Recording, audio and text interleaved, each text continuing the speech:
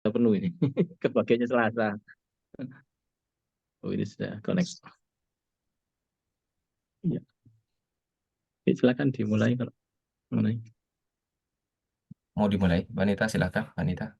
Oke, baik, matur nuwun Pak Heri, mohon izin Prof. Agus, Ya. dan mungkin rekan-rekan yang lain yang sudah hadir di sini. Bismillahirrahmanirrahim. Assalamualaikum warahmatullahi wabarakatuh. Salam. Alhamdulillahirabbil alamin, wassalatu wassalamu ala asyrofil anbiya'i wal mursalin wa ala alihi washabihi ajmain amma ba'du. Yang kami hormati Profesor Dr. Kiai Haji Agus Zainal Arifin selaku narasumber pada pengajian hari ini, para Dewan Muhtasyar PCI NU Jepang, para Dewan Syuriah PCI NU Jepang, Ketua Tanfiziah Kiai Haji Ahmad Ghazali PhD, beserta para pengurus, para ketua lembaga dan badan khusus PCI NU Jepang, para ketua MWCI NU se-Jepang dan Banom PCI NU Jepang, Nahdien, Muslimin dan Muslimat, keluarga Muslim Indonesia Hiroshima yang pada sore hari ini ketuanya Pak Heri Sufyan Hadi sudah hadir. Selamat sore Pak Heri, selamat sore Prof. Agus. Selamat sore. Selamat Mas sore, Suri. Prof. Agus. Mas Suri. Mbak Nita. Salam kenal semuanya. Ini perdana saya mengikuti kegiatan PCI NU Jepang sekaligus langsung jadi moderator. Mohon izin. Puji syukur kehadirat Allah Subhanahu wa Ta'ala yang telah memberikan nikmat dan hidayahnya kepada kita semua, sehingga bisa mengikuti pengajian hari ini. Adapun pengajian hari ini akan mengangkat tema yaitu ikhtiar menuju hidup lebih terarah dan seimbang antara dunia dan ukhrawi. Nah, ini mungkin yang secara teori kita tahu, tapi praktiknya sangat sulit, apalagi kita yang sedang bermukim di Jepang begitu. Secara waktu mungkin pada saat kita mau sholat itu berbeda waktunya dengan jadwal sehari-hari di Jepang begitu. Sehingga tema ini saya kira sangat tepat sekali apalagi di penghujung Ramadan, di 10 hari Ramadan. Pada saat Ramadan mungkin spirit kita, semangat kita sedang ingin dekat-dekatnya dengan Tuhan begitu, dengan Allah begitu. Tetapi setelah Ramadan, nah ini mulai lagi biasanya kita agak-agak lupa begitu antara kapan kita harus mendahulukan ukhrawi kita daripada duniawi kita. Jadi itu yang nanti akan kita pelajari begitu dari Prof. Kiai Haji Agus Zainal Arifin, sehingga mungkin akan menambah ilmu kita, wawasan kita, dan tentunya memperoleh barokah, dan sehingga kita akan memperoleh pahala Lailatul Qadar. Karena ini 10 hari terakhir Ramadan dan kemarin malam Lailatul Qadar. Untuk rundown pada sore hari ini, yang pertama adalah pembukaan, kemudian yang kedua pembacaan ayat suci dan sholawat, yang ketiga sambutan nanti akan disampaikan oleh Wakil Ketua Lembaga Dakwah PCI NU Jepang, sekaligus beliau Ketua dari KMIH. Kemudian yang keempat acara inti, yaitu acara pengajian oleh Profesor Dr. Kiai Haji Agus Zainal Arifin. Kemudian yang kelima doa dan yang keenam penutup. Itu nanti rundown yang akan kita ikuti pada sore hari ini. Baik, mungkin tanpa berpanjang waktu, kita buka acara ini dengan surat Al-Fatihah. Al-Fatihah.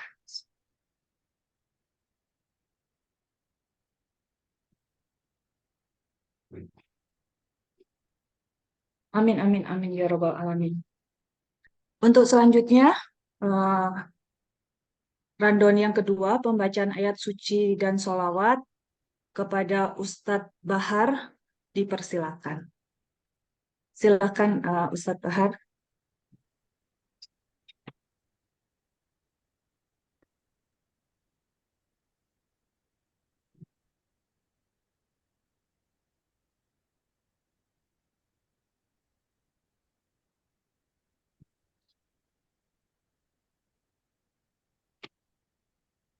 Coba. Assalamualaikum warahmatullahi wabarakatuh. Waalaikumsalam.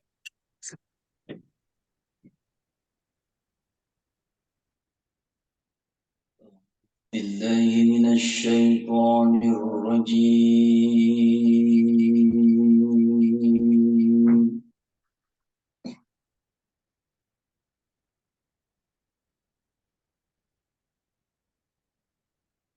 Bismillahirrahmanirrahim.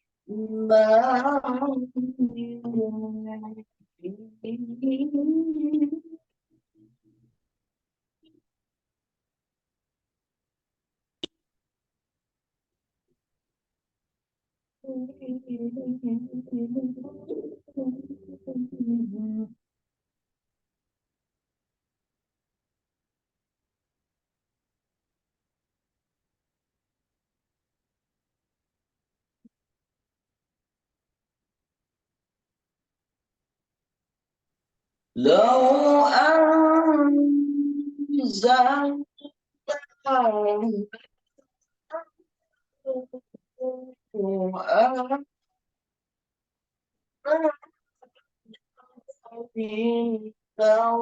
رأيته خاشعا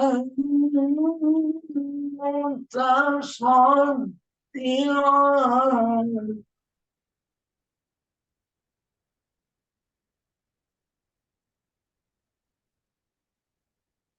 لرأيته خاشعا متصدعا من خشية الله.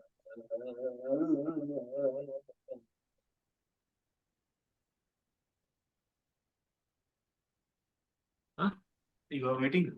Iya, iya, iya. The meeting. وتلك الأمثال نضربها للناس لعلهم يتفكرون.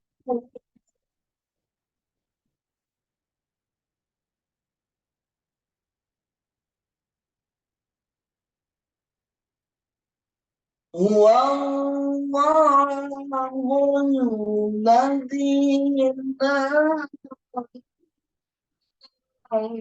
إله إلا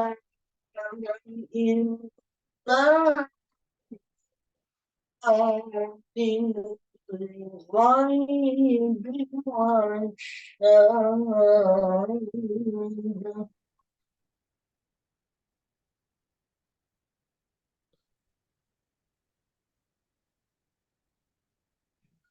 هو الرحمن الرحيم. هو الله الذي لا إله إلا هو.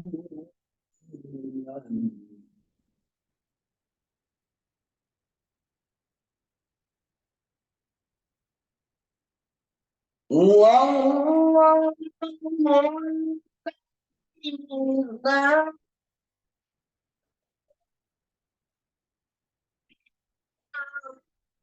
إلا هو القدوس السلام المؤمن المهيمن.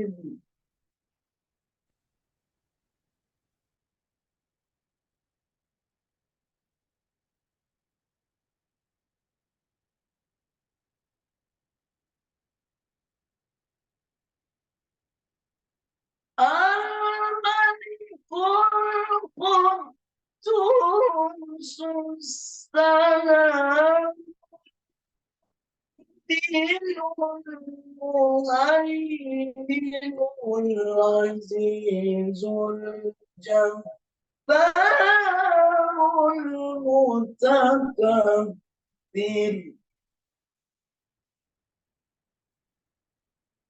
سبحان الله عما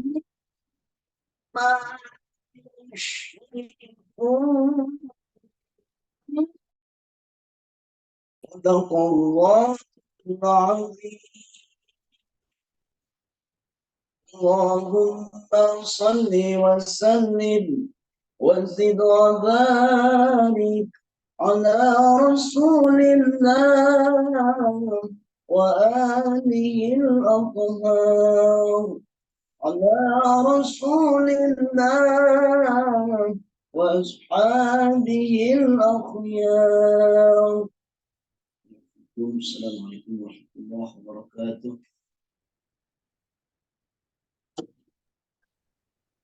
Masya Allah. Demikian pembacaan ayat suci Al-Quran oleh Ustadz Bahar. Semoga rahmat, hidayah selalu dilimpahkan kepada beliau dan tentunya kepada kita semua. Amin, amin, ya robbal alamin.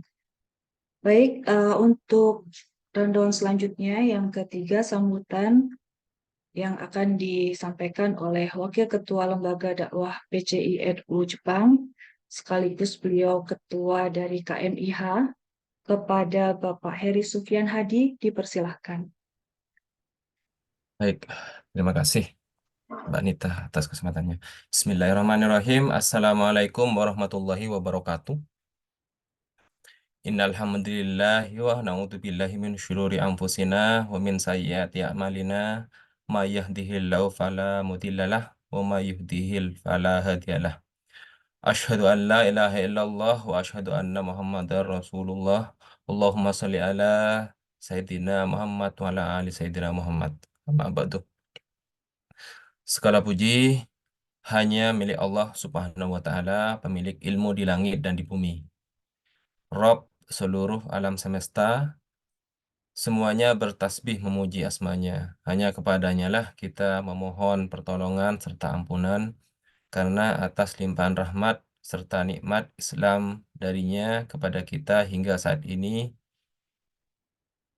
kita bisa berkumpul di majelis yang dirahmati oleh Allah ini. Salawat serta salam senantiasa tercurah limpahkan kepada junjungan kita Nabi besar Muhammad Shallallahu Alaihi Wasallam, sosok manusia yang paling sempurna akhlaknya, yang telah mengajarkan dan mendakwahkan ilmu Allah di muka bumi ini, yang menebar kasih sayang dan kabar gembira kepada seluruh umat manusia. Salawat serta salam juga kita curahkan kepada seluruh keluarga beliau, para sahabat, sahabiah, para tabi'in, dan orang-orang yang senantiasa istiqomah di jalan Allah Subhanahu wa taala. Yang saya hormati Ketua PCNU Jepang beserta jajarannya, Kiai Ahmad Ghazali, yang saat ini belum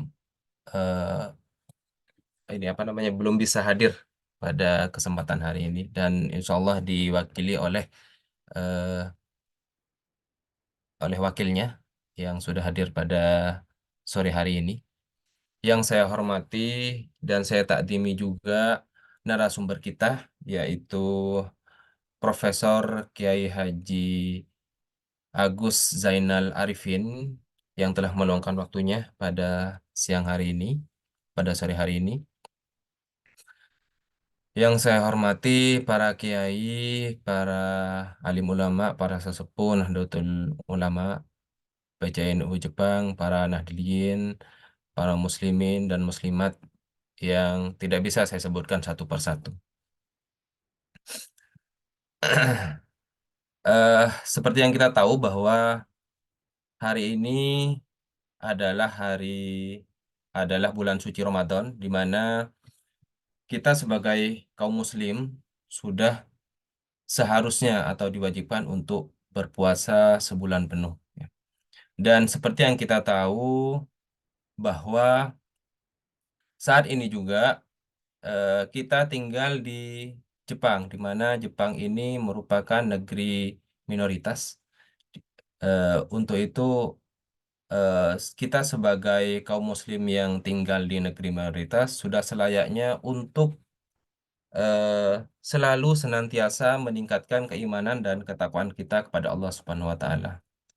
Dan perlu kita pahami bersama bahwa teman-teman atau kita semua yang tinggal di Jepang ini merupakan orang-orang pilihan Allah yang Allah pilih untuk tinggal di sini. Tidak semua orang dan tidak semua manusia diberi kesempatan untuk tinggal di negara maju ini, ya. Untuk itu, sebagai wujud syukur kita kepada Allah Subhanahu wa taala, maka salah satu cara yang bisa kita lakukan adalah dengan cara bermunajat kepada Allah, mendekatkan diri, bersyukur kepada Allah Subhanahu wa taala dengan cara salah satunya dengan mengikuti kegiatan-kegiatan atau mengikuti menghadiri majelis-majelis Allah seperti yang kita hadiri pada sore hari ini. Yang kedua, saya selaku eh, wakil ketua Lembaga Dakwah PCNU Jepang sekaligus mewakili teman-teman. Kebetulan tahun ini saya diamanahi menjadi Ketua KMIH, Keluarga Muslim Indonesia Hiroshima. Saya mengucapkan terima kasih yang sebesar-besarnya terutama kepada Profesor Kiai Haji Agus Zainal Arifin, maaf, yang telah meluangkan waktunya di tengah kesibukannya. Saya memahami, kita memahami bersama bahwa beliau ini merupakan Kepala Pusdatin Kemensos, ya. Jadi pastinya beliau itu meluangkan waktu di acara kita kali ini merupakan hal yang patut kita syukuri bersama. Untuk itu, terima kasih Prof. Agus Zainal Arifin atas rauhnya pada kegiatan kita hari ini. Mungkin itu aja sedikit yang bisa saya sampaikan pada sambutan kali ini. Saya mohon maaf sebesar-besarnya pada khususnya Kiai pada Profesor Kiai Haji Agus Zainal Arifin apabila nanti pada kegiatan ini baik sebelumnya atau pada saat pelaksanaan dan akhir dan setelah acara ada hal-hal yang kurang berkenan, ya. Dan untuk kepada saudara-saudara kita juga, kepada teman-teman yang sudah hadir, saya mewakili panitia me- meminta maaf yang sebesar-besarnya apabila ada hal-hal yang kurang berkenan. Mungkin itu aja, Prof. Oh ya, lupa. Jadi sedikit aja, ya. Jadi kegiatan ini merupakan kegiatan tabligh akbar yang rutin kita laksanakan. Rutin di sini adalah rutin dilaksanakan oleh PCNU Jepang setiap tahunnya. Namun kebetulan tahun ini eh, saya selaku Ketua KMIH sekaligus menjadi anggota dari PCNU Jepang. Untuk itu awalnya bagaimana kalau kita kolaborasi gitu antara PCNU Jepang dengan KMIH. Dan alhamdulillah meskipun persiapan kita hanya sekitar 2 atau 3 hari gitu, alhamdulillah terlaksana. Dan alhamdulillah ini sudah eh, merupakan pengajian terakhir kita, dimulai yang pertama itu adalah kita 4 kali, ya. Yang pertama itu eh, Gus maaf, yang pertama itu adalah ini yang ada di anunya Mbak Nita ini, Habib Rifki. Terus yang kedua itu Gus Saab, kemudian Ustadz Maino, terus yang terakhir ini adalah Prof. Agus. Untuk itu eh, kami mohon maaf apabila ada hal-hal yang kurang berkenan di hati teman-teman kaum muslimin dan muslimat semua. Akhir kalam, wassalamualaikum warahmatullahi wabarakatuh.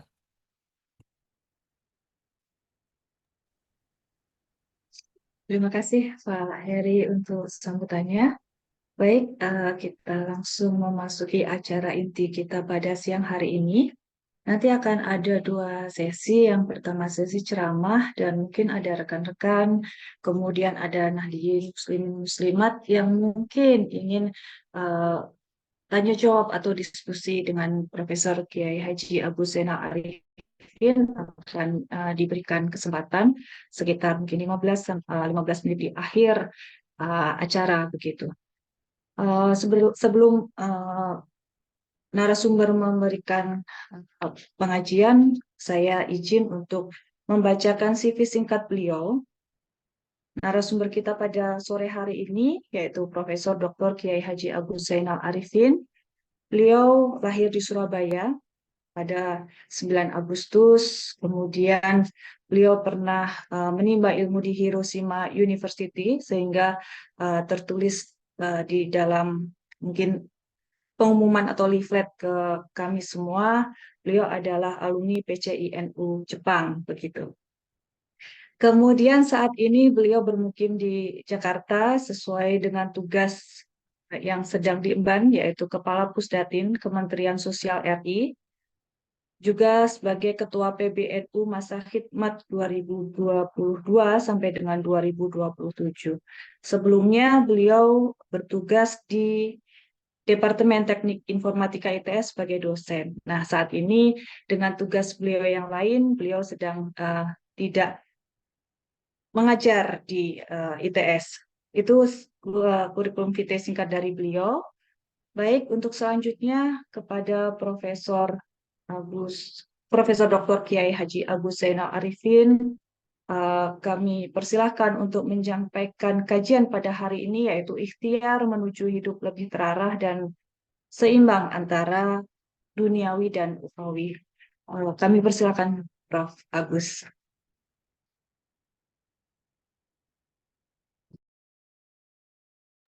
Bismillahirrahmanirrahim. Assalamualaikum warahmatullahi wabarakatuh.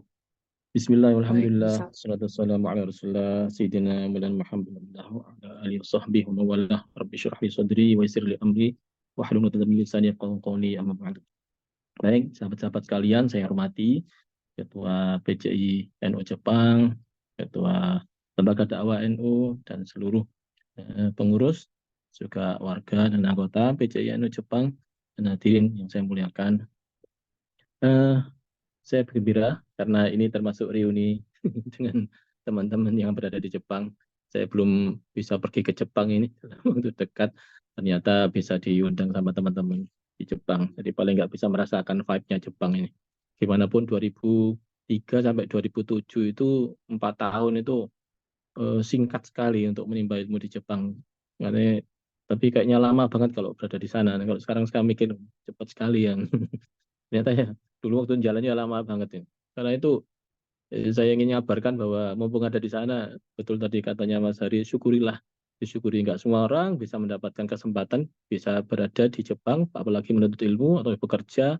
Untuk teman-teman jadikan sushi, wah luar biasa itu kesempatan dari Allah Subhanahu Wa Taala. Dimanapun negara yang maju itu banyak keunggulan-keunggulannya, walaupun banyak kekurangannya. Ya, jangan lupa, terus unggul semua nggak ada kurangnya, ya, jangan. Atau Indonesia ya kurang mulu, nggak ada unggulnya, ya nggak juga. Indonesia itu keunggulannya ya banyak. Ya termasuk kalau kita bahas waktu di Jepang dulu, kita harus mengenalkan apa nih ya? Nah, kekeluargaan lah, tentang keluarga gimana ya? Atau tentang anak gimana tentang anak ini kita kenalkan tentang keluarga, tentang anak, supaya atau orang tua juga demikian, supaya kalau orang tua sudah tua itu ya tetap dihargai sebagai orang tua. Nah, seperti itu tetap perlu dikenalkan. Jadi teman-teman semuanya itu nggak kehabisan energi, nggak kehabisan kesempatan untuk bisa jadi barokah dimanapun berada. Kalau istilahnya Nabi Isa itu waja'alani mubarakan ainama kuntu wa awsani bis salati wa zakati ma dumtu hayya wa barram bi walidati wa lam yakun jabbarun 'asiyya. Ya Allah, beliau berdoa pada Allah sekaligus membuat pernyataan bahwa Allah Ta'ala berkenan menjadikan saya barokah dimanapun saya berada. Nah, barokah itu artinya ziyadatul khair, alias memberikan nilai tambah. Anda di Surabaya, barokah, ada nilai tambah. Anda di Jepang, ada barokah, nilai tambah. Dari Jakarta, ada barokah, nilai tambah. Berarti menjadi barokan, memberikan nilai tambah bagi lingkungan sekitarnya.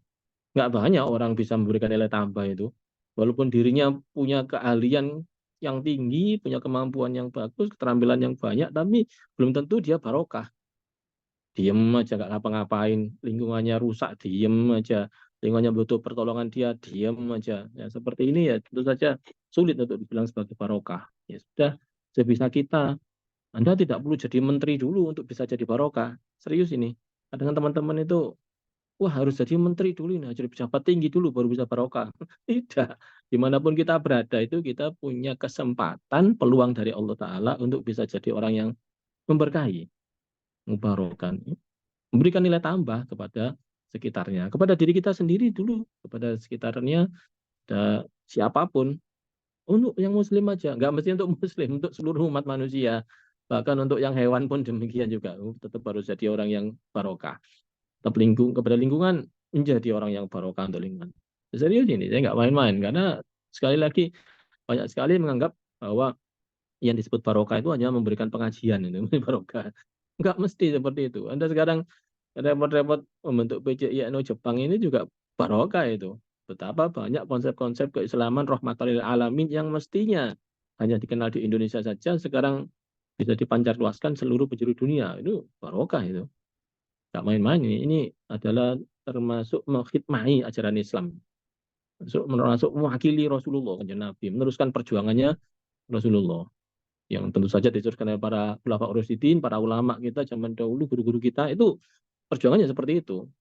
Kita tahu bahwa Rasulullah setelah wafat itu, sahabat-sahabat itu ada yang tetap tinggal di Madinah sebagai kota suci, belum tinggal di Mekah sebagai ada tempatnya Ka'bah. Tapi banyak juga yang pengen pergi ke Mesir, pengen pergi ke Eropa, pengen pergi ke Cina, itu sampai ada istilah menuntut ilmu ya. Ya, meskipun sampaikan ke Cina, tuntutlah ilmu walau bisin. Sin itu termasuk dalam hal ini adalah Yaban, yaitu Jepang. Jadi Sin sama Jepang itu sama ya. Dari mana sama? Ya, itu tulisannya kan kanji itu. Ongyomi, kunyomi, ongyominya kan itu adalah Chinese. Nah, Anda punya kesempatan yang sama, seperti para sahabat dulu. Perginya ke sana itu pergi untuk menyampaikan pesan-pesan Tuhan. Jadi barokah di sana, memberikan kemanfaatan bagi orang di sekitarnya. Karena itu saya tetap mengucapkan selamat saudara mendapatkan kesempatan dari Allah SWT untuk bisa berada di negara lain yang biasanya juga kalau sudah berada di negara lain tuh peran kita jadi ada sedikit tambahan, dan lama-lama akhirnya menjadi diri kita sendiri, kita nambah peran. Ya, mungkin yang tadinya di eh,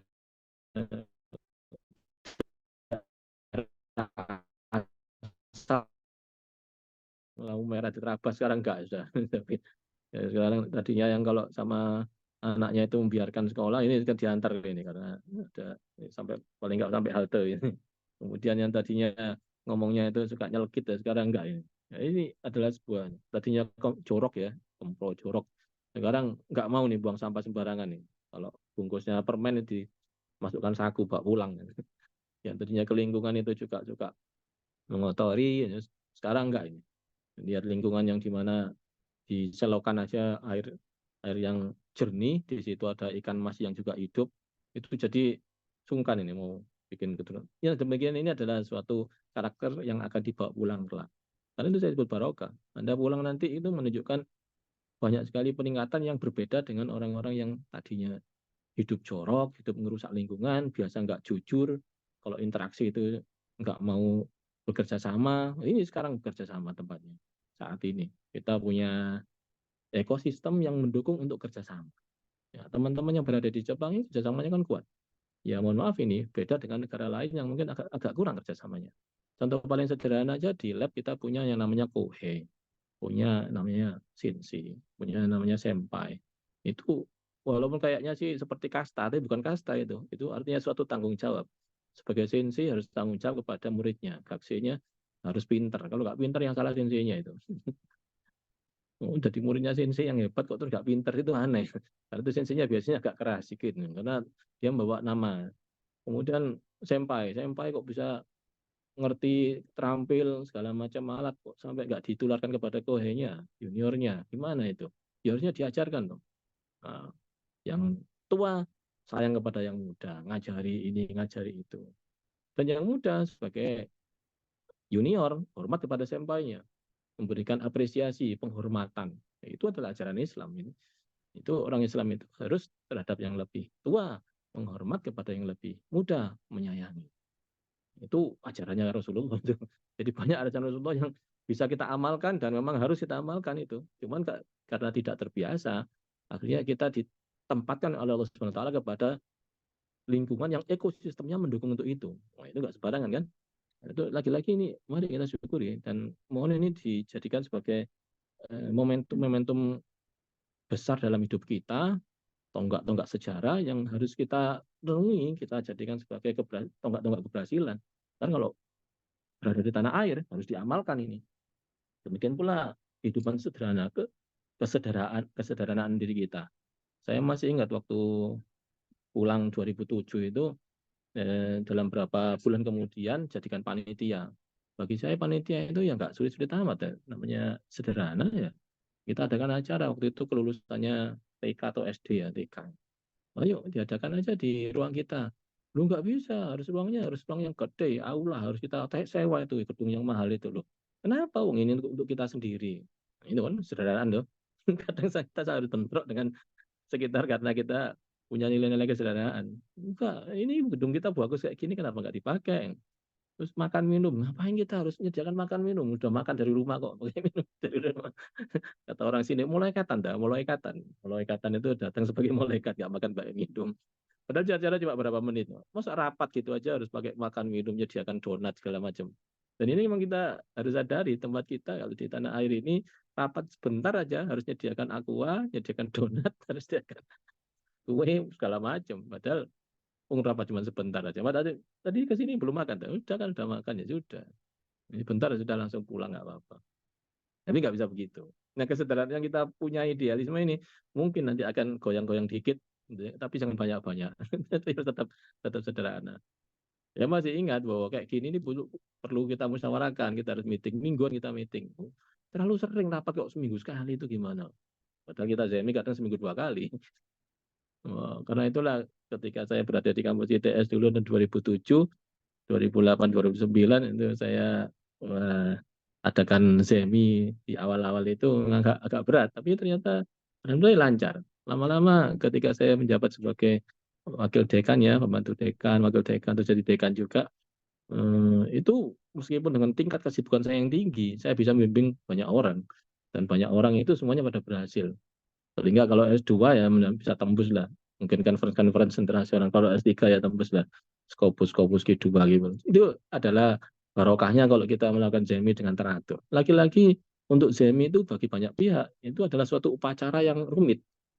Kenapa? Harus ada aqua tadi, harus ada donat, harus ada pinjam ruangan yang representatif dan seterusnya. Padahal itu adalah sebuah hal yang bisa dilakukan secara sederhana. Nggak perlu harus ada perlengkapan macam-macam. Ini saya tunjukkan ini supaya kita terbiasa menjadi orang yang hidupnya itu sederhana. Memang perjalanan hidup kita ini berwarna, penuh tantangan. Dan disitulah Allah Ta'ala memang menantang kita. Liya beluakum ayyukum ahsanu amala. Ini untuk menantang kalian, siapa yang hidupnya itu paling track record-nya bagus. Paling efektif, paling efisien, paling barokai, track record-nya bagus.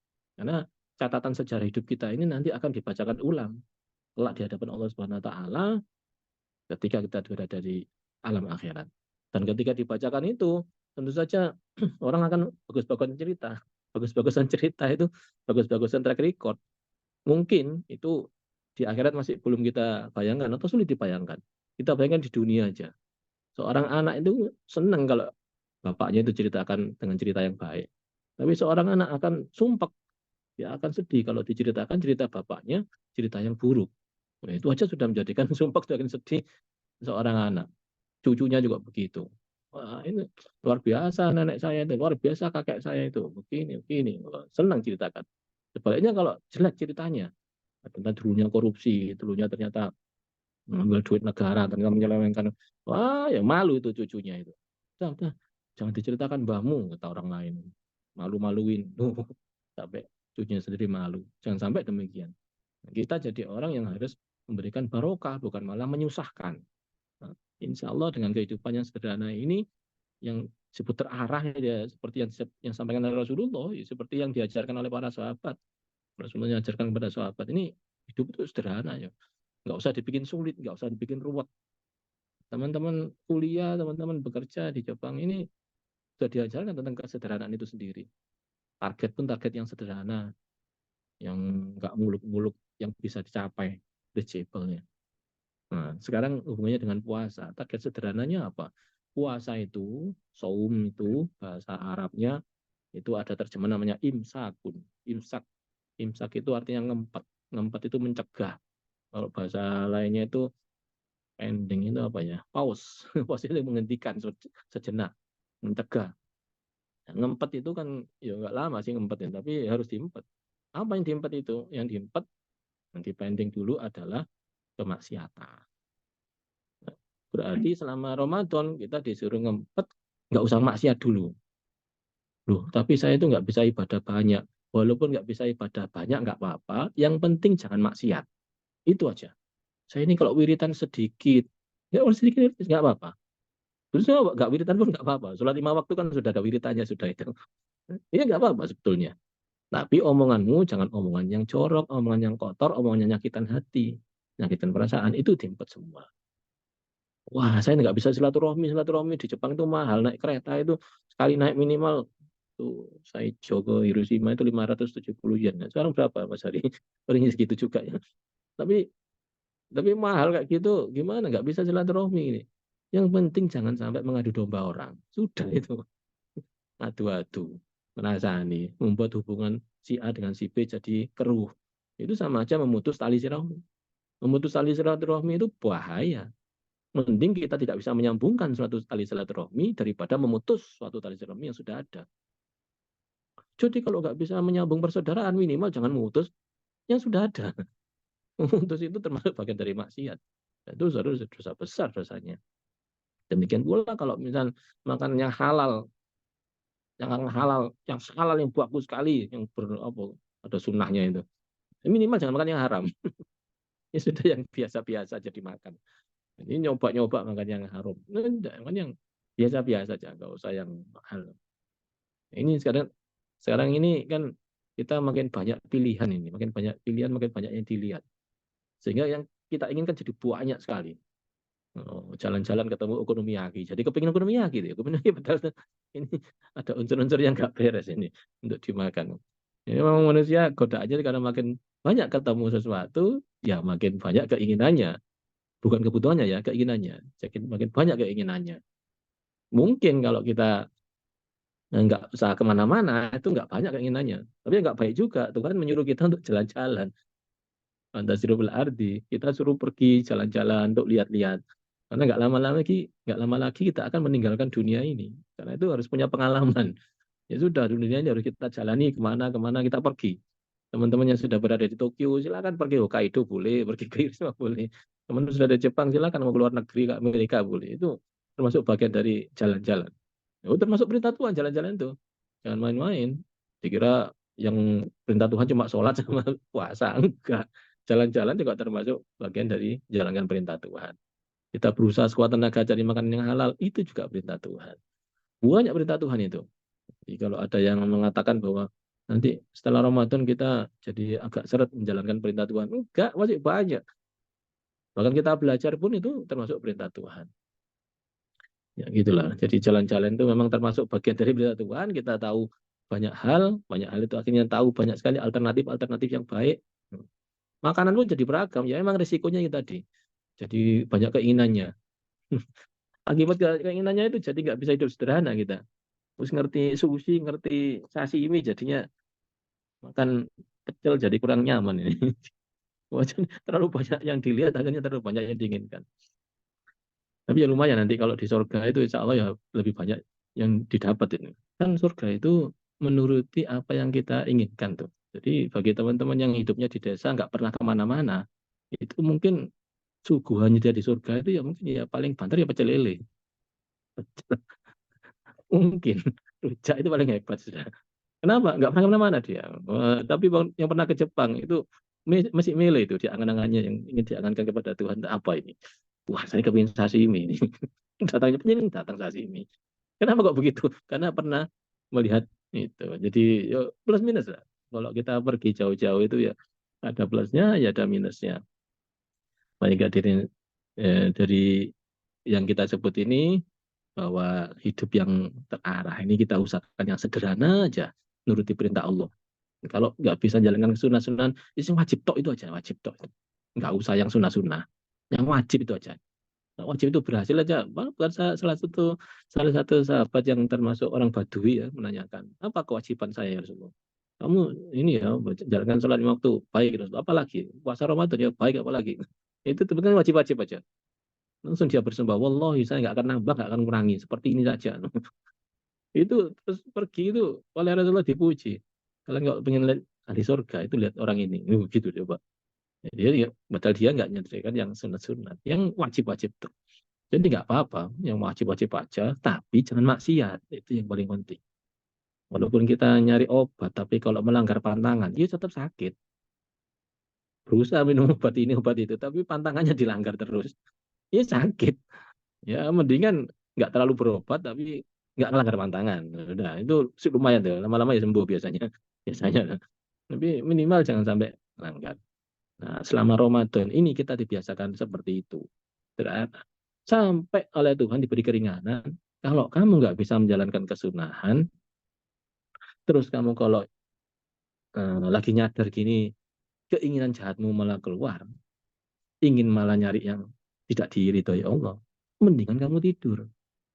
Itu. Jadi jangan dibalik, ini biasanya dibalik. Tidurnya orang puasa itu adalah ibadah. Jadi tidur mulu. Padahal itu maksudnya daripada kamu maksiat, sedangkan esensi puasa adalah imsakun, alias ngempet, alias mempending semua kegiatan yang tidak baik. Maka tidur itu lebih baik. Karena tidur itu netral. Di dalam kesempatan lain, tidur itu bisa kita setting loh. Kita setting, ini saya ngajarkan niat ini sekali lagi untuk mengimbangi ya, menuju hidup yang kita yang lebih baik, yang terarah ini. Kita setting niat. Tidur itu kan netral loh. Netral. Maksiat bukan, ibadah juga bukan. Nah, untuk yang netral ini kita bisa men-setting niat. Innamal a'malu binniyat, sesungguhnya keabsahan suatu amal itu tergantung kepada niatnya. Wa innamal likulli imri'in ma nawa. Dan sesungguhnya untuk setiap niat baik itu Allah menyediakan pahalanya yang baik. Wa innamal likulli imri'in ma nawa. Untuk setiap amalan itu akan disediakan pahala, balasan sesuai yang diniatkannya. Maka kalau tidur itu diniati, mohon maaf ini ya, diniati supaya merefreshingkan kembali bahan alat-alat, yaitu badan kita, otak kita, supaya kita bangun dalam keadaan segar bugar, bisa belajar lagi, bisa bekerja lagi. Itu termasuk tidur yang ibadah apa bukan? Ibadah. Saya nanti tidur dulu, nanti bangun, subuh-subuh bisa sholat dengan segar, badan kuat, sekarang capek sekali. Maka tidurnya itu diniati untuk persiapan sholat subuh, apalagi sholat tahajud, lebih-lebih ya. Tidurnya itu daripada bukan? Ibadah. Tidur yang lain pun demikian. Silakan diniati. Bahkan niat boleh lebih dari satu. Likul imanawa itu banyak bisa jadi. Yang diniatkan itu bisa lebih dari satu. Apalagi kalau itu bukan sekedar mubah, tapi kesunahan. Baca Al-Quran misalnya. Saya niat baca Al-Quran untuk cari ilmu, karena ilmunya Al-Quran banyak. Saya niat baca Al-Quran untuk mengambil barokahnya, karena barokahnya kalau orang membaca Al-Quran, barokah turun. Saya baca Al-Quran juga untuk bisa memberikan manfaat bagi orang yang mendengarkan. Agar dapat pahala, dapat ilmu, dapat ketenangan jiwa. Coba perhatikan, satu kali baca Al-Quran, itu dia bisa mendapatkan berlipat-lipat ganjaran pahala dari satu kegiatan saja. Ini hadirin, kita bisa men-setting niat itu.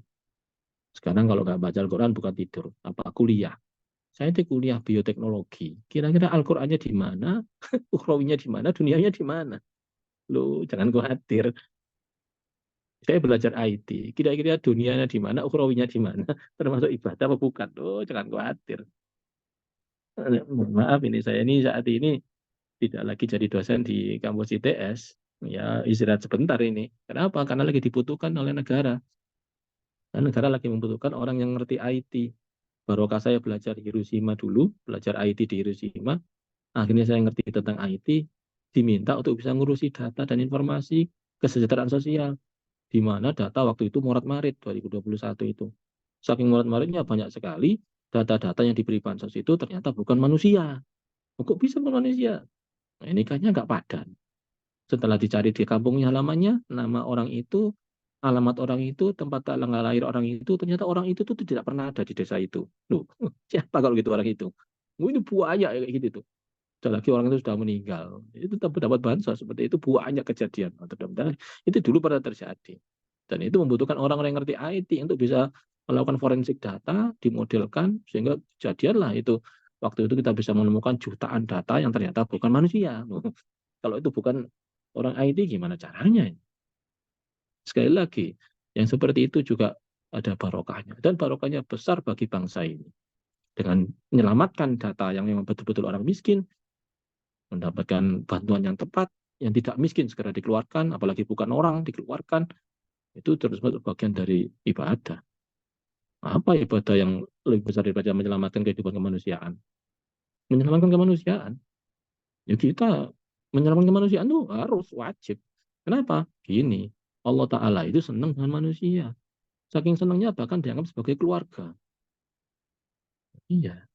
Al-khalqu kulluhum iyalullah. Sampai gitu loh Allah Ta'ala menceritakan itu.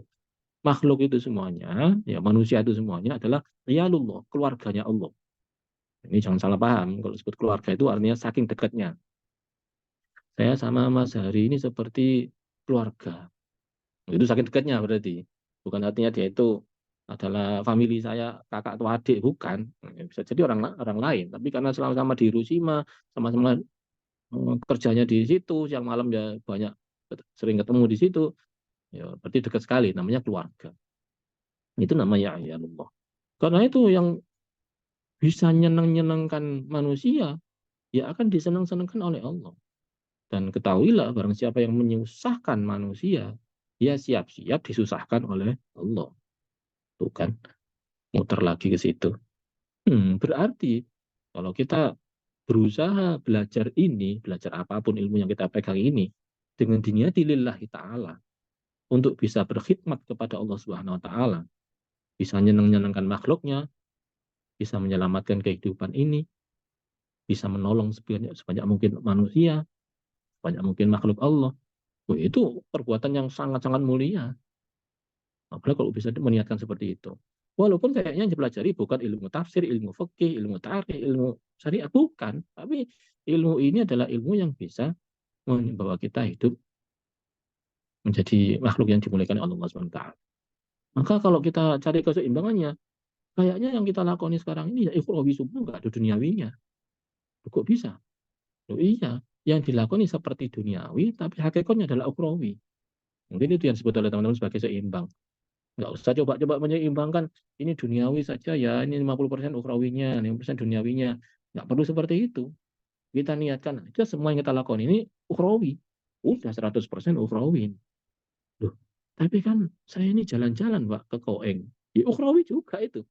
Anda mentadaburi semua ciptaan Allah. Anda sedang menyaksikan kebesaran Allah. Wah, apa enggak ukhrawi itu? Subhanallah. Apa terus kalau ada mukjizat terus kita heran? Kalau itu bukan mukjizat kita tidak heran. Enggak. Mukjizat kita heran. Kok bisa ya membelah laut pakai tongkat dari Nabi Musa itu?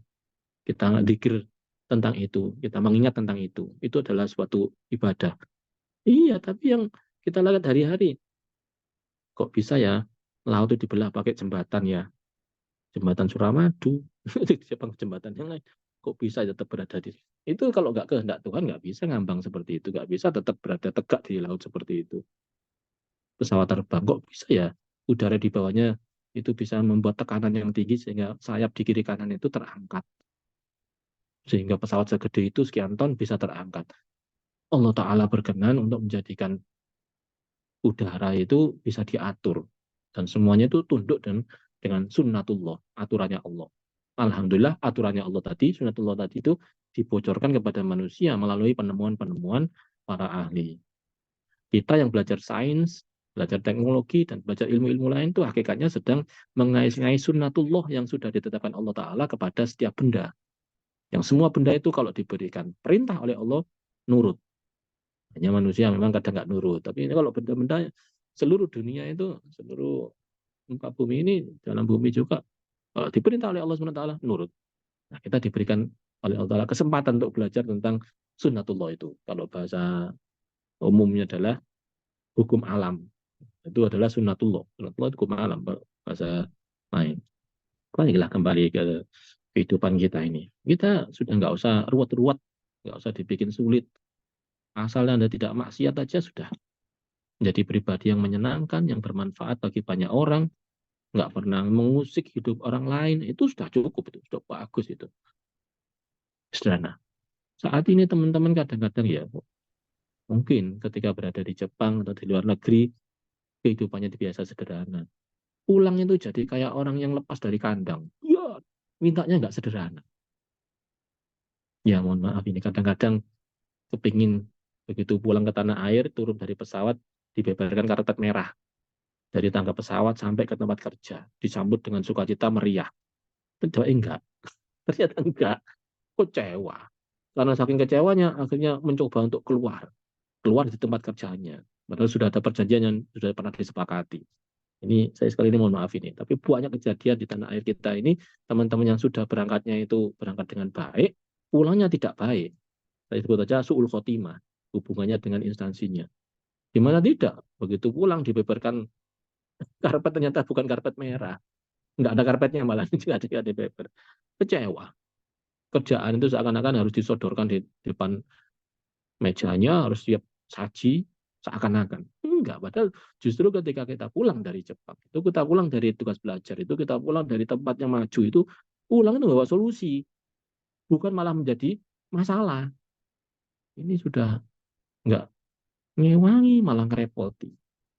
Ini saya ngomong gini karena ya memang curhat saya. Karena beberapa teman saya itu, bahkan saya sebagai dekan ini sudah mecat berapa orang. Gara-gara pulang dari luar negeri, bukannya mau bekerja, tapi kepingin dilayani malah. Wis gak ngerewangi, malah ngeriwui. Udah nggak bantuin, malah ngerepotin. Harusnya kalau pulang dari luar negeri itu punya kekuatan yang besar. Kekuatan yang super, kekuatan yang besar. Bisa melakukan ini itu. Enggak, ini malah nggak bisa ngapa-ngapain. Malah minta dilayani, diladeni. Suruh menginisiasi sesuatu, malah kepingin sudah diberikan sesuatu yang sudah jadi, tinggal siap saji. Nah, seperti itu malah nggak manfaat seperti yang dipelajari sebelumnya. Hidupnya jadi seperti tidak sederhana. Dia itu minta fasilitas ini, fasilitas itu, yang ujung-ujungnya adalah nggak puas. Ya, mohon maaf, ini kejadian-kejadian yang sering saya alami. Kalau ada yang tersinggung, ya sekali lagi mohon maaf. Sama, saya saat ini berada di birokrasi, tidak lagi di akademisi. Banyak keputusan-keputusan penting negara ini diputuskan oleh eselon-eselon 1, eselon 2 dari berbagai tempat, KL, kementerian lembaga, daerah, yang ternyata merepoti negara, bukan malah menyelesaikan masalah negara, tapi malah ngeruweti negara. Bikin peraturan, yang peraturan itu tambah merepotkan banyak orang, tidak menyelesaikan masalah satupun. Itu banyak aturan seperti itu. Bahkan menghabiskan uang negara. Bayangkan, untuk membahas masalah kecil aja, harus pergi ke hotel yang mewah, rapat di sana, dihitung 3 hari 3 malam. Ongkosnya 3 hari 3 malam itu termasuk nginepnya, termasuk sangonnya dia. Padahal rapatnya itu sebentar. Sebenarnya itu lucu, Kamis cuma Sabtu misalnya. Kamisnya datang sore. Sore itu udah dianggap sebagai Kamis. Jumat rapat juga sebentar. Tapi ditutupnya nanti Jumat agak malam dikit. Sabtu termasuk karena pulangnya Sabtu. Bayangkan, uang negara sedikit banyak habis hanya untuk nginep di hotel yang super mewah, dengan hasil yang tidak seberapa, dan yang dikatakan di situ juga sedikit sekali. Dan itu sering sekali terjadi. Jadi anggaran negara itu habis hanya untuk hura-huranya orang-orang yang tadinya itu idealis, hidupnya sederhana, tapi seperti kehilangan jejak, pulang jadi orang yang murka, orang yang hidup berlebih-lebihan. Saya ulangi, banyak sekali anggaran-anggaran yang di negara kita ini bisa dipakai untuk mengentas kemiskinan, bisa untuk banyak nolong orang, bisa untuk memperbaiki berbagai kerusakan, ternyata habis dimakan pejabat-pejabat yang hanya untuk kepentingan diri sendiri. Nah, untuk bilang mendalik. Ini saya katakan seperti ini supaya kita jadi waspada. Jangan sampai kita jadi seperti orang itu. Kita harus jadi orang yang justru memberikan manfaat. Kontribusi terhadap negara itu apa? Kontribusi kita terhadap masyarakat itu apa? Ini sudah nggak ngasih kontribusi, malah ngerepoti. Banyak orang jadi ruwet hidupnya gara-gara dia. Masya Allah. Ya, saya nggak nyebut nama orang. Kalau nyebut nama orang nanti repot. Tapi Anda bisa lihat aja di berbagai media nyeritakan betapa si A, si B, si C itu yang tadinya diamanati oleh negara untuk bisa menunaikan amanatnya dengan sebaik-baiknya, ternyata justru malah menggerogoti negara, malah menghabiskan uangnya negara. Nah, untuk bilang dalik. Untuk itu kita waspada nih sekarang ini. Pembiasaan diri kita nggak cuma kata kepaksa aja untuk hidup sederhana. Ini termasuk sederhana tadi saya yang contohkan justru nama ibadah ya. Ibadahnya sederhana aja. Saya kadang nerima sih ijazah baca ini ya 1000 kali. Ibadah ya baca ini 100.000 kali. Ya iya baik aja itu bagus. Tapi lebih bagus lagi kalau kita menghindari maksiat, menghindari merugikan orang, menghindari hal-hal yang tidak efektif, yang tidak efisien. Sementara yang seperti tadi cukup baca sekali, 2 kali, 3 kali. Ya mohon maaf, la ilaha illallah misalnya ya. Baca la ilaha illallah dengan semantap mungkin baca tahlil itu. Semantap mungkin. La ilaha illallah. Ikrar dari diri kita bahwa tidak ada Tuhan selain Allah. Nggak ada yang berkuasa pada diri saya selain Allah. Nggak ada yang bisa memaksa diri saya selain Allah. Tidak ada yang membahayakan diri saya selain Allah. Tidak ada yang bisa memberi manfaat pada diri saya selain Allah. Wah, diilmui. Ketika baca subhanallah, subhanallah, yang maha suci itu adalah Allah. Saya nggak suci. Saya nggak boleh sok suci karena saya tidak suci. Mantap tuh. Nggak boleh membangsakan jelek kepada Allah. Nggak boleh menuduh jelek kepada Allah. Karena Allah itu suci dari segala keburukan. Suci dari segala najis. Nggak ada kesalahan-kesalahan pada Tuhan. Itu Tuhan yang salah. Nggak boleh. Allah Ta'ala tidak salah. Suci Allah Ta'ala. Subhanallah begitu. Tidak hina. Yang hina ini diri saya. Sebagai makhluk itu hina. Terus suatu saat ada seorang kiai memerintahkan muridnya. Karena muridnya ini rupanya agak sok begitu. Dia orang besar lah. Orang besar datang ke pondoknya Pak Kiai ini sowan ngaji berapa waktu akhirnya Pak ya ini menguji si orang itu disuruh bersih nyapu ngepel apa semacam itulah atau suruh ke pasar untuk melakukan sesuatu ini ternyata nggak terima orang itu dan nggak terimanya itu bilang ini subhanallah ini kira-kira makna subhanallah itu kok mentolo nyuruh saya seperti ini nggak tahu tak saya ini siapa tuh kan berarti dia itu merasa dirinya itu super suci, nggak pantas melakukan itu. Oleh karena itu Pak Kiainya langsung bilang, Anda itu ngomong subhanallah.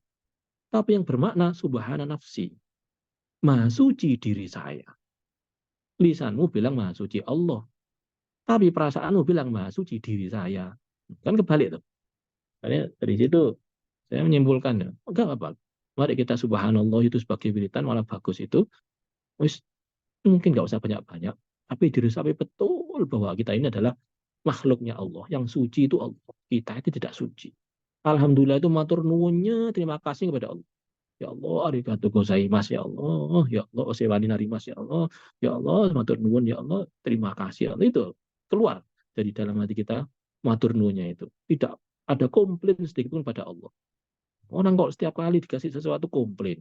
Di hadapan pada sesuatu komplain. Semua keputusan Allah dikomplaini. Diprotesi. Nah, ini terus misalnya bilang alhamdulillah itu yang di alhamdulillahnya apa itu? Sekali lagi, alhamdulillah ini adalah wirid kita juga. Tapi maknakanlah wirid itu sampai ke dalam hati. Kalau udah begitu, nggak wajib ada banyak-banyak. Sedikit aja sudah, mantap itu sudah. Insya Allah sudah langsung itu, walaupun sederhana ya, hanya berapa. Yang lebih penting lagi, hindari kemaksiatan. Termasuk tadi, bilangnya alhamdulillah, tapi komplain terus kepada Allah, protes terus. Ini kok begini ya Allah, ini kok begitu ya Allah. Lu ini kan mestinya begini ya Allah. Nah, itu protes itu termasuk ya kebiasaan yang buruk yang oleh Allah Ta'ala kalau kalian tidak setuju aku sebagai Tuhanmu carilah Tuhan lain selain aku tapi tinggallah di luar bumiku carilah bumi lain di mana di Mars itu Mars ya itu termasuk planetnya Allah itu keluarlah dari bumi ini karena ini adalah bumiku ya repot kalau saya begitu itu diri. Terus yang terakhir ini saya ingin mengubah sedikit ya beberapa mindset kita. Ini Nabi Ibrahim alaihissalam itu pernah suatu saat akan meninggal dunia didatangi oleh malaikat Israel, malaikat maut. Nah, namanya juga Nabi ada keistimewaannya lah. Malaikat beliau kenal, malaikat Israel kan. Nah, ketika malaikat maut ini datang, ditanya oleh Nabi Ibrahim, mau ngapain? Ya mau nyambut nyawanya panjenengan Nabi Ibrahim. Ternyata Nabi Ibrahim jawab, hal ra'aita khalilan yumitu khalilahu. Nah, malaikat, menurut pendapatmu gimana sih? Mau seorang kekasih yumitu malah mematikan khalilahu kekasihnya. Ini Allah Ta'ala memberikan gelar kepada Nabi Ibrahim Khalilullah. Ya, kekasihnya Allah. Khalil itu teman akrab ya. Ini sampai pernah ini ya ya saking akrabnya senangnya lah Tuhan kami. Ya iya sih, mosok ya. Kalau kalau memang itu adalah teman yang sangat baik, mosok tega mematikan temannya, mematikan Khalilnya. Maka malaikat balik kepada Allah Subhanahu wa taala, wadul. Gimana ya Allah? Ini kok saya dibantah seperti itu nggak bisa jawab. Malaikat memang lurus-lurus saja. Kalau sudah diperintah ya dilakoni gitu aja. Kalau kalau dibantah itu nggak bisa memikirkan lebih jauh. Karena itu matur kepada Allah Subhanahu wa taala dan diberikan wahyu oleh Allah, sampaikan wahai malaikat kepada Nabi Ibrahim, hal ra'aita muhibban yakrahu liqa'a habibih. Kamu itu gimana sih ngaku sebagai kekasih kok nggak suka ketemu sama kekasihnya? Nabi Ibrahim mengakui Allah Subhanahu wa taala sebagai kekasih. Allah Ta'ala mengakui Nabi Ibrahim sebagai kekasih. Kok jadi seorang pengasih, tapi kok nggak suka mau ketemu dengan kekasihnya. Wah, ditanya seperti itu, Nabi Ibrahim ya misalnya, oh ya sudah. Akhirnya meninggal dunia. Nabi Ibrahim cabut nyawanya. Kenapa kok demikian saya sampaikan kepada kita semua? Kita menganggap bahwa yang kita lakukan ini semata-mata karena kita dipaksa menjalankan tugas ini. Kita ini disuruh melakukan ini itu. Kita ini sedang mau dimatikan gitu. Padahal sesungguhnya mau dimatikan itu hakikatnya adalah kita sedang akan menemui sang kekasih. Orang kalau suka dengan Allah Ta'ala, lama-lama jadi kangen. Kalau kangen lama-lama pengen ketemu. Kalau pengen ketemu berarti waktu ajal menjemput, itu adalah saat-saat yang terindah bagi seseorang yang ingin ketemu dengan Allah SWT. Bukan malah menghindar, tapi malah kepingin segera ketemu. Hal yang sama juga kita lakukan dengan satu amalan yang kita lakukan ini, itu adalah sebagai persembahan terindah kita kepada Tuhan, kekasih kita. Kita senang kepada Allah SWT, kita takdim kepada Allah SWT. Maka ini kita persembahkan kepada Allah SWT. Bukan sebagai paksaan kepada kita untuk dikerjakan. Contoh, kita sholat Allahu Akbar. Waktu kita Bismillahirrahmanirrahim, ya Allah, Alhamdulillahirabbil alamin, matur nuwun ya Allah, saya diberi kesempatan untuk bisa sujud kepada Engkau. Loh, nggak sembarangan diberi kesempatan untuk bisa sujud. Karena itu kita nggak usah mensyaratkan aneh-aneh. Saya harus bisa khusyuk dulu. Kalau nggak khusyuk untuk apa sholat? Tuh nggak usah gitu. Jangan kok minta khusyuk, kamu bisa ditempatkan bisa sujud kepada Allah aja itu sudah karunia yang luar biasa. Nggak usah sampai karunia diberi khusyuk. Ya kalau diberi khusyuk alhamdulillah, tapi bahwa Anda bisa diberi kesempatan sujud itu adalah bagian dari persembahan kita kepada Allah Subhanahu wa taala. Maka kalau kita diberikan kesempatan oleh Tuhan menjadi orang yang berkah, orang yang punya amanat, orang yang bisa menjalankan suatu amanat yang maslahat bagi orang banyak, itu adalah suatu kehormatan dari Allah Subhanahu wa taala. Bukan suatu tugas beban yang membebani kita, tapi ini adalah suatu kehormatan dari Allah Subhanahu wa taala yang kita diberikan kesempatan untuk bisa mempersembahkan yang terbaik bagi Allah Subhanahu wa taala itu ke arah sana mindset yang kita bangun. Maka kalau sudah seperti ini, yang kita lakukan ini meskipun seperti duniawi, karena itu dilakoninya dengan pamit dulu kepada Allah Subhanahu wa taala dan menganggap ini adalah bagian dari penghormatan Allah Ta'ala kepada kita, kehormatan yang memberikan peluang kepada kita untuk bisa matur ngadep kepada Allah Subhanahu wa taala, memberikan yang terbaik. Apa istilah tadi? Persembahan yang terbaik. Itu jadi ukhrawi. Udah. Terus nggak usah menyeimbangkan lagi. Tapi yang kita lakukan ini seluruhnya ukhrawi. Betapa banyak orang belajar yang ukhrawi, sesungguhnya itu duniawi. Ya, kita bisa lihatlah betapa orang itu ya mungkin berbusa-busa ngomongkan tentang Tuhan, tapi ternyata itu untuk bisnisnya dia ternyata. Yang kalau dia nggak begitu, bisnisnya nggak maju. Jadinya untuk bisnisnya dia, supaya dia terpilih, supaya bisa naik pangkat, supaya bisa untung banyak. Banyak sekali yang seperti itu. Dengan menggunakan asma Allah.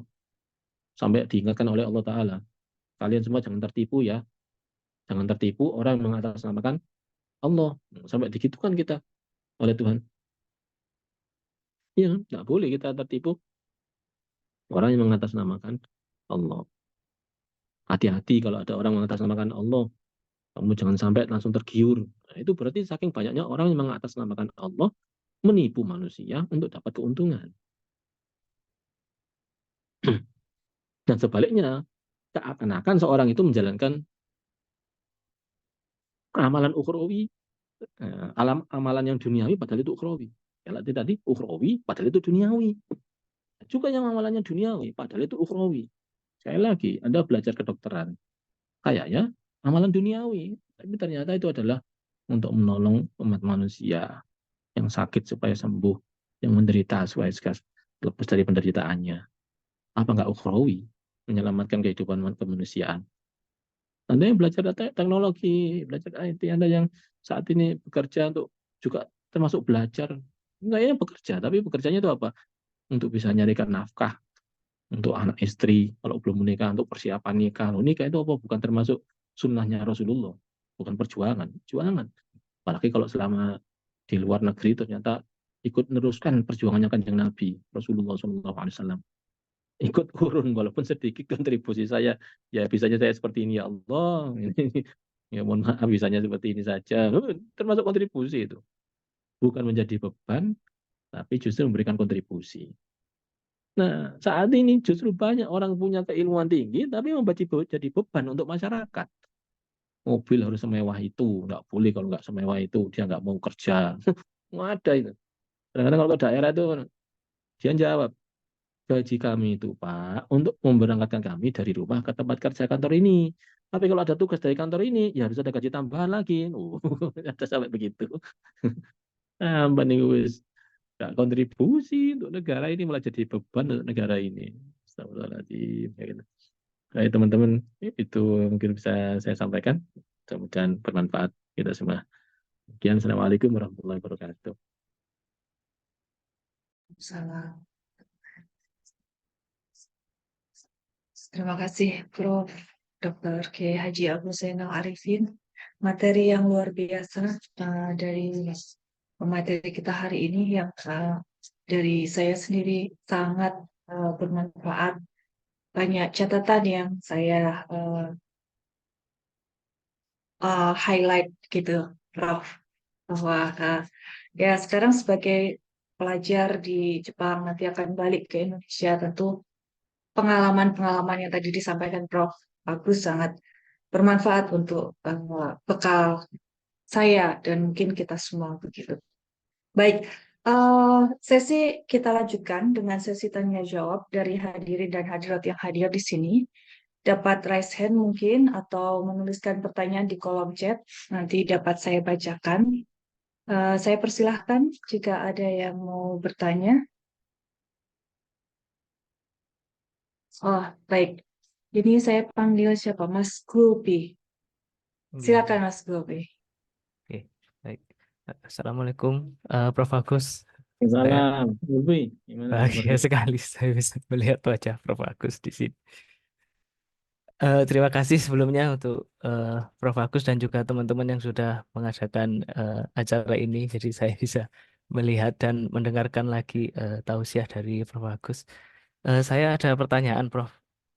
Ini eh, walaupun ini masih lama bagi saya, tapi setidaknya saya tanyakan sekarang. Jadi bagaimana nanti ketika kita sudah harus kembali ke Indonesia, itu untuk tetap menjaga rasa syukur kita, karena pastinya setelah lama tinggal di Jepang, banyak hal yang lebih baik di Jepang daripada di Indonesia, dan nantinya takutnya kita akan sering membanding-bandingkan dan malah menjadi tidak bersyukur begitu, Prof.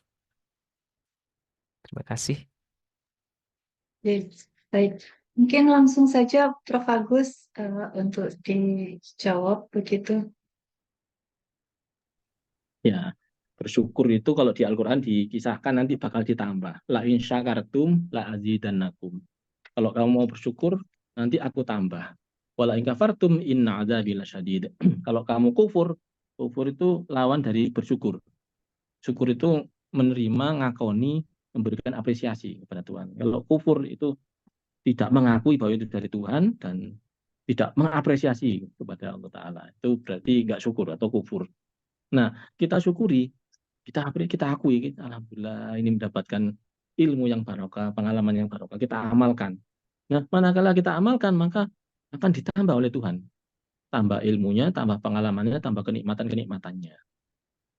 Saya ini mungkin bandingkan ada teman-teman yang punya rezeki, kemudian disyukuri, terus rezekinya bertambah itu ya.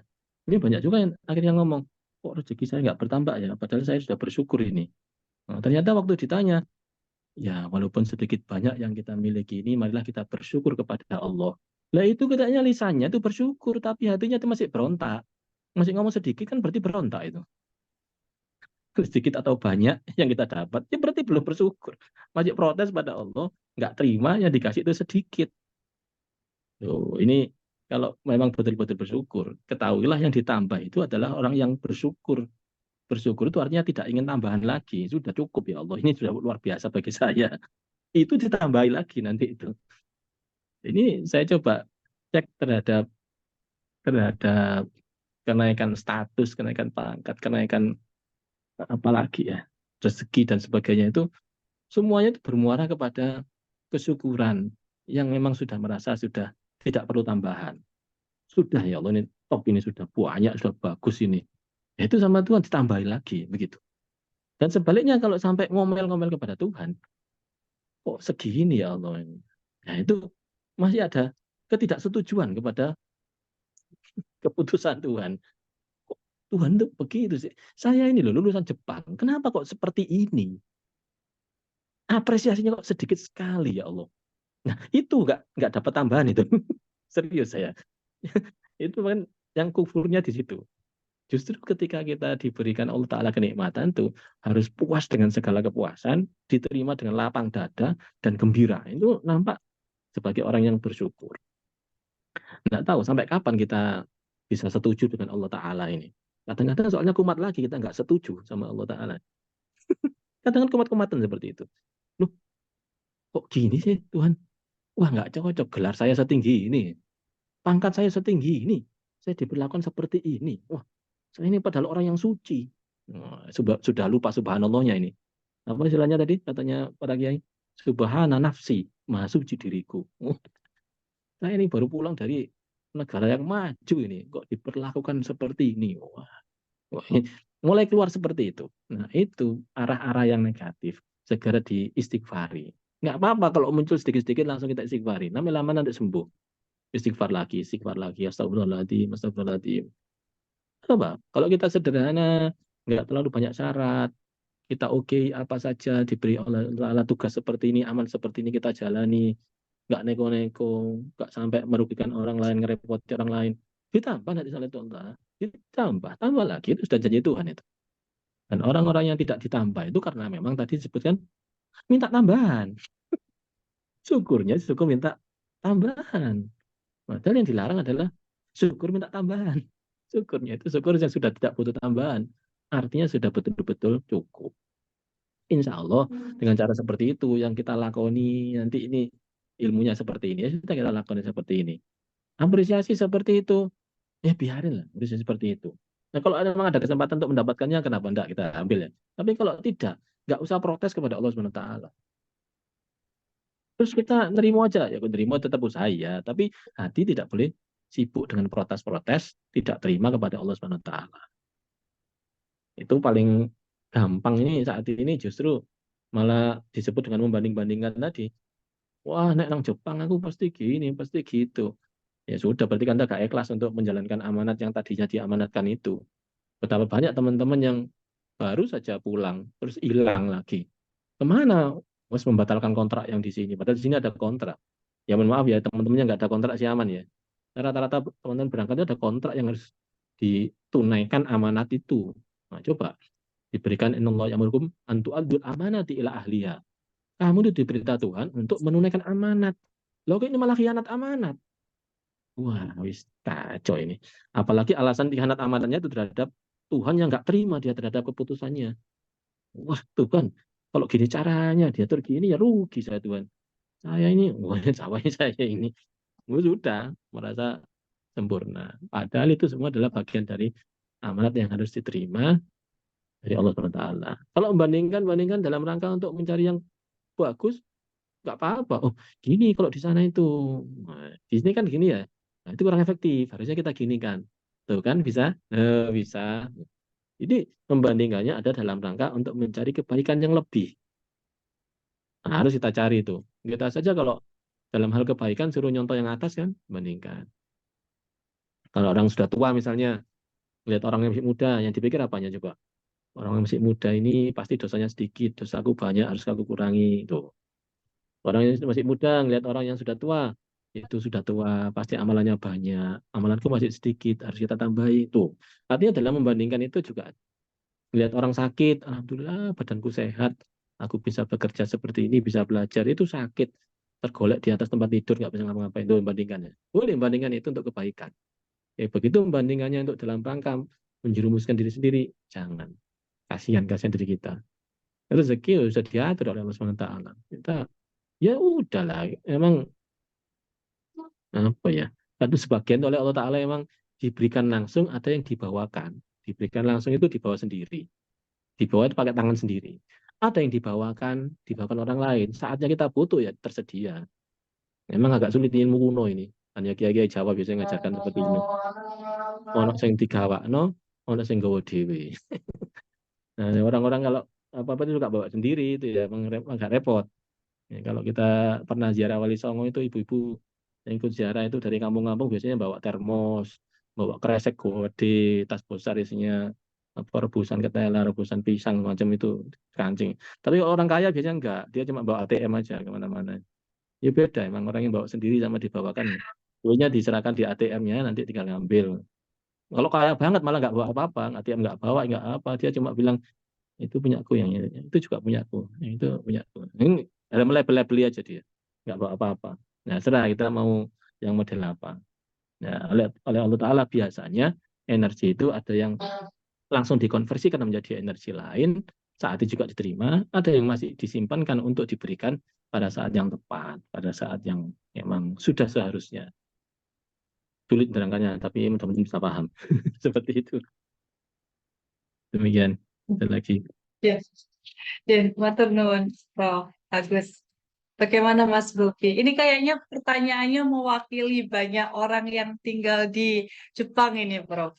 Jadi sempat beberapa waktu yang lalu ada satu rekan yang bertanya ke saya begini, Prof. Mbak, Mbak kan di sana ASN, nanti akan pulang ke sana. Kalau saya pulang, saya lihat ASN itu banyak koruptornya, Mbak. Terus saya harus bagaimana? Apakah saya pulang atau saya tetap tinggal di Jepang saja, Mbak? Indonesia sudah semakin buruk. Nah, itu kan salah satu Iya, pertanyaan iya. yang juga serupa Iya, dengan Mas Gulbi, ya, Prof. betul. Iya, betul. Memang Indonesia itu banyak koruptornya, tapi banyak orang baiknya juga. Jangan lupa. Ada yang korupsi, tapi ada juga yang baik. Ada yang ngerepotin, tapi banyak yang nulungi. Nah, kalau dibilang begitu, masa teman-teman saya banyak yang korupsi? Enggak kan? Teman saya ini orang yang berjuang semua ini. Sampai malam-malam mereka kerja dibayar yang minimum tuh nih. Mereka Iya, tetap ini untuk negara, untuk bangsa dan negara dan rakyat kita harus segera ditolong. Ini masa gak dianggap? Anggaplah orang-orang ini. Paling enggak hormatilah mereka. Nah, kalau memang ya ngomong Indonesia banyak koruptor, kita di luar negeri aja, emang kamu cari alasan aja kepingin lari dari tugas. Ngomong aja cari alasan, gitu aja. Cari pembenaran terhadap kelakuan bejatmu. Gitu sudah. Kalau emang niatmu baik, ayo ditandani. Indonesia ini, kita ini banyak sekali orang baik. Ya mohon maaf, ya non sewu ya. Ini saya cerita curhat sedikit ya. Kementerian Sosial itu dianggap sebagai yang tidak kinerja baik, dianggap tidak banyak korupsinya. Ternyata setelah 3 tahun yang kita pegang bareng-bareng ini, alhamdulillah tidak satu pun ada korupsi. Kinerja malah yang tertinggi, yang bisa nulungi orang segini banyaknya hanya dengan duit yang sedikit sekali ini, duit cuma 1,5 triliun, dikit sekali itu bisa memberesi bencana alam mulai Aceh sampai Papua, bisa ngentas orang miskin sekitar 23.000 keluarga, 23.000 keluarga. Itu dari tadinya tidak punya penghasilan jadi punya penghasilan. Itu kalau nggak lulusan-lulusan Jepang yang bisa masuk ke situ, coba, ayo ngaku. Lulusan-lulusan yang dari luar negeri yang pinter-pinter nggak gelem ke situ, ayo minggat semuanya dalam rangka untuk menghindari katanya yang korupsi itu. Ngomong aja emang nggak kepingin ngamal soleh, kepinginnya ngambil keuntungan pribadi. Jangan pakai alasan-alasan yang mengada-ada. Gitu, teman-teman. Sampean mau pulang ke kampus sampean, sampean sedang mengharapkan kehadiran sampean. Kapan tekoi? Malah kadang lebih ekspektasi. Saya masih ingat begitu pulang sampai di tanah air itu, hari pertama saya pulang, itu besok paginya langsung ke Sidoarjo itu diundang sama para kiai untuk memberikan tutorial tentang Maktabah Syamilah. Coba itu hari pertama saya pulang itu. Saking happy-nya mereka, saking berharapnya banyak terhadap diri saya. Oh, saya ini siapa? Belajar IT di sana ya, belajar tentang osteoporosis kok malah di sini belajar suruh ngasih ini ngasih itu. Jadi artinya ini tidak sedang membahas diri saya ya. Artinya semua teman-teman kita yang baru pulang dari negara yang maju itu sangat diharap-harap oleh masyarakat untuk bisa mewarnai, menjadi barokah bagi sekitarnya. Kok malah lari? Oh, diharap dibeberkan karpet merah untuk bisa menjadi seorang pahlawan, kok malah aku mangan opo kok. Lu ya apa sih? Allah Subhanahu wa taala yang nanggung. Rezeki itu bukan bagian manusia. La ajidannakum itu fa'ilnya adalah ana. La isyakartum fa'ilnya adalah antum. Jadi tugasnya antum hanya bersyukur. Yang bagian bagi, bagian nambahi, bagian ngasih itu ana. Allah. Ini enggak. Ya Allah, tambahilah dulu. Baru saya bersyukur. Kasih gaji dulu yang besar. Baru saya nanti akan kerja. Enggak diwolak-walik ini. Jadi la insyakartumnya jadi saya. Bukan. Allah Ta'ala yang mensyukuri dan saya akan menambahi. Ini kebalik ini. Allah Ta'ala yang nambahi. Kita manusia sebagai yang mensyukuri. Gitu. Jangan dibolak-balik. Demikian. Ini nggak usah gentar. Kita ini di Indonesia ini alhamdulillah DNA kita ini DNA-nya orang baik, orang yang gotong royong. Kalaupun sekarang ada orang korupsi, nampak aja itu di media dia korupsi dan diberitakan besar-besaran. Tapi aslinya mayoritas kita itu masih orang yang baik. Dan kita ini punya kelebihan yang banyak. Coba aja cari di dunia ini yang nggak masalah terhadap demografi. Itu negara-negara yang bagus rata-rata sudah nggak pengen punya anak, sudah nggak ada pernikahan, sudah makin hari makin habis negaranya, makin punah itu bangsanya. Ada lagi yang negara disebut paling bahagia sedunia, ternyata angka bunuh dirinya tertinggi sedunia juga. Negara kita, siapa mau bunuh diri? Orang susahnya hidup itu loh, itu masih doyan pecel. Padahal hidupnya sudah susah itu. Di Gerdu itu loh, ketawa-ketawa main catur. Coba main ke kampung-kampung itu. Itu yang ketawa-ketawa di kampung itu, main catur itu siapa itu? Yang rokokan di pojokan ketawa-ketawa itu. Itu orang yang nggak punya duit itu. Kebanyakan, kebanyakan orang sesedih itu loh bisa ketawa-ketawa. Di luar negeri di mana ada begitu? Kita ini punya DNA yang luar biasa bagusnya. Tolong jangan disakiti, jangan dirusak. Justru itu malah kita selamatkan supaya mereka bisa bekerja bareng-bareng kita, bisa membangun negara ini. Gitu teman-teman. Ada lagi silakan. Nggak tunjukkan.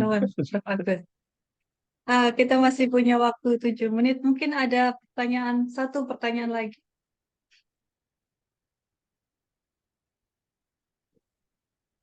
Cukup sepertinya, Prof.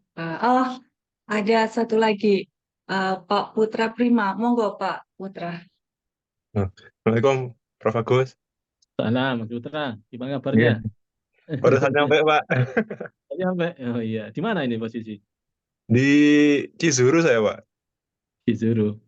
Oh, Di Hiroshima juga barusan nyampe. Ini mau say hi aja ke Pak Agus. Alhamdulillah. Pak Agus. Juga selamat belajar, Mas Putra. Siap, Pak. Iya. Baik.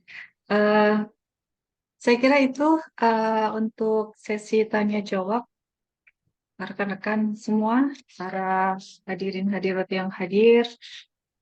Masih ada lanjutan agenda yang mungkin ini agenda yang sangat penting begitu selain acara inti tentunya, yaitu acara doa.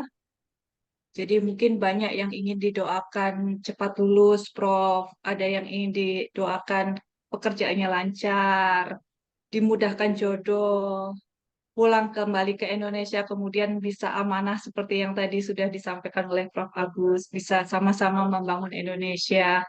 Nah, di susunan acara yang kelima yaitu doa, mohon Prof. Agus berkenan untuk memimpin doa begitu Prof, dengan banyak doa yang kita inginkan mungkin. Yang Ya, tadi banyak pesan dari Prof Agus sehingga kita bisa salah satunya mentauladani Prof Agus untuk kembali pulang ke Indonesia, mengabdi untuk Indonesia, membangun Indonesia lebih baik, memulai dari diri kita sendiri mungkin tadi, memulai dengan niat kita begitu. Jih, Prof. ya teman-teman, jangan sampai Anda kecil hati. Anda pulang ke tanah air itu juga tidak sendiri. Anda itu ditemani oleh Allah Subhanahu wa taala, didampingi. Dimanapun kita berada itu sesungguhnya kita diewangi, dikancani oleh Allah Subhanahu wa taala. Jadi nggak usah mengkhawatirkan, yang itu tugasnya Allah. Memberi rezeki itu tugasnya Allah, bukan tugasnya manusia. Nggak usah ngomong Allah taala itu nanti pas lupa memberi saya rezeki. Nggak usah gitu. Menuduh Allah itu jelek, nggak boleh. Nggak, Allah nggak akan lupa. Nanti Allah Ta'ala nggak sempat beri saya rezeki, nggak usah gitu, itu mengejek Allah, nggak boleh. Allah Ta'ala selalu sempat kok memberikan rezeki. Jadi nggak usah takut, cepat selesaikan aja kuliahnya di sana, cepat selesai, begitu selesai segera balik ke tanah air, negara kita lagi butuh orang-orang yang berkualitas seperti sampean semuanya ini. Saya sangat menunggu. Kalau nggak ada kerjaan bilang ke saya kasih kerjaan di sini. Sini banyak kerjaan yang membutuhkan orang-orang yang pinter-pinter, yang alim-alim, yang baik-baik ini. Di kampus masing-masing kalau ada dosen, silakan balik jadi dosen yang baik. Kita kampus-kampus di Indonesia lagi kekurangan dosen yang baik ini. Kembalikan lagi, jadi banyak sekali tugas-tugas mengajar kepada mahasiswa ini yang sekarang justru dipegang oleh orang-orang yang kadang-kadang tidak baik. Ngajari anak untuk ngajari korupsi, ngajari anak untuk bohong. Ini banyak sekali kejadian. Saya tahu langsung seringkali itu, dan nanti saya berontak sebetulnya. Kenapa kok begini orang-orang ngajarnya, yang diajarkan keburukan, harusnya ngajar kebaikan. Ya, mau contoh dah, nggak enak lagi contoh. Atau muridnya nggak diluluskan TA-nya, atau tesisnya, atau disertasinya. Ternyata itu hubungannya dengan bisnisnya si Pak dosen. Kalau bisnisnya dipenuhi, maka dia diluluskan. Itu banyak kejadian. Saya sering ketemu, naudzubillah min dzalik. Nah ini kan ngajari buruk kepada siswa, pada muridnya. Ada yang membuli mahasiswanya sampai nangis-nangis, dihina sehina-hinanya. Itu kan dosen buruk kayak begitu itu. Ngajari orang, menginspirasi orang lain untuk berbuat jahat kepada sesama manusia. Naudzubillah min dzalik. Kan kita butuh orang-orang yang baik ini, segera pulang ke tanah air.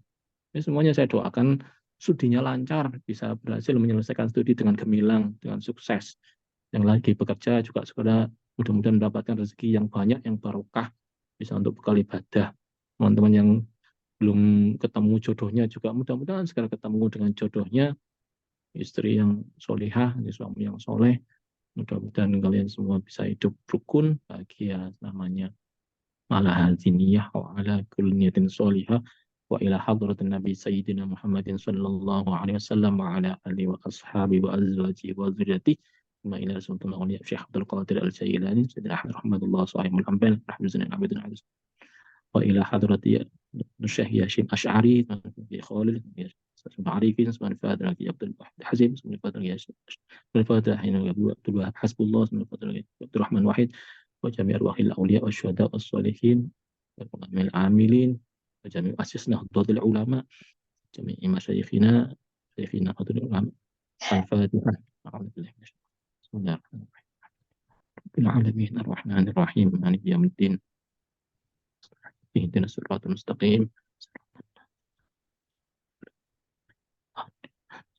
بسم الله الرحمن الرحيم الحمد لله رب العالمين حمدا يوافي نعمه ويكافي مزيده يا ربنا لك الحمد كما ينبغي لجلال وجهك الكريم ولعظيم سلطانك سبحانك لا نخشي ثناء عليك أنت كما أثنيت على نفسك فلك الحمد حتى ترضى ولك الحمد إذا رضيت ولك الحمد بعد الرضا اللهم صل وسلم على سيدنا محمد في الأولين وصلي وسلم على سيدنا محمد في الآخرين وصلي وسلم على سيدنا محمد في كل وقت وحين وصلي وسلم على سيدنا محمد في الملأ الأعلى إلى يوم الدين وصلي وسلم على سيدنا محمد حتى ترث الأرض ومن عليها وأنت خير الوارثين اللهم إنا نسألك العفو والعافية والمعافاة الدائمة في الدين والدنيا والآخرة اللهم إنا نسألك علما نافعا ورزقا واسعا حلالا مباركا طيبا ولدا صالحا وأعمالا متقبلا ربنا لا تزغ قلوبنا بعد إذ هديتنا وهب لنا من لدنك رحمة إنك أنت الوهاب ربنا هب لنا من أزواجنا وذريتنا قرة أعين وجعلنا للمتقين إماما ربنا آتنا في الدنيا حسنة وفي الآخرة حسنة وقنا عذاب النار صلى الله على سيدنا محمد الحمد لله رب العالمين Assalamualaikum warahmatullahi wabarakatuh. Waalaikumsalam warahmatullahi wabarakatuh. Baik, terima kasih sekali lagi kami sampaikan kepada Prof. Dr. Kiai Haji Agus Zainal Arifin atas pengajiannya hari ini, materi yang sangat luar biasa. Kemudian kita setting niat kita dengan baik agar kita menjadi membawa kemaslahatan bagi umat dimanapun kita berada. Baik, saya akhiri seluruh rangkaian acara ini. Sekali lagi saya sampaikan terima kasih kepada para hadirin hadirat yang sudah hadir pada sore hari ini. Kita akhiri dengan doa penutup. Subhanakallahumma wa bihamdika asyhadu alla ilaha illa anta astaghfiruka wa atubu ilaik. Terakhir saya sampaikan wabillahi taufiq wal hidayah. Wassalamualaikum warahmatullahi wabarakatuh. Assalamualaikum Salam. warahmatullahi wabarakatuh. Terima kasih Matur Prof. Agus. nuwun, Prof. Agus. Prof. Ya.